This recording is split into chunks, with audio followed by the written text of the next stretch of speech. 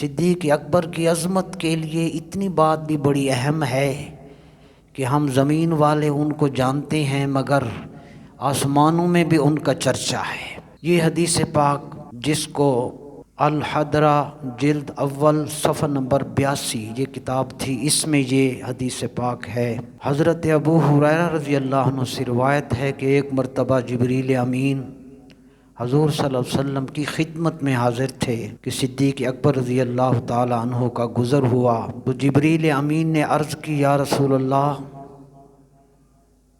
یہ ابو قحافہ کے صاحبزادے ہیں۔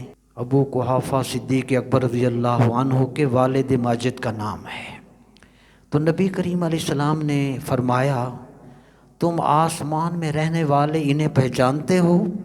تو جبرائیل امین نے عرض کی، یا رسول اللہ، والذی بعثک بالحق لہو فی السماء اشہر منہ فی الارض۔ یا رسول اللہ صلی اللہ علیہ وسلم، اس اللہ کی قسم جس نے آپ کو حق کے ساتھ اس دنیا میں بھیجا،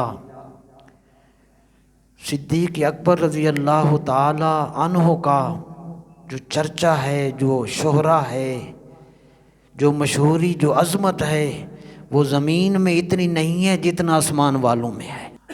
وَاسْمُهُ فِي السَّمَاءِ الْحَلِيمُ، اور آسمانوں پر صدیق اکبر کا نام ہے حلیم، حلم والے۔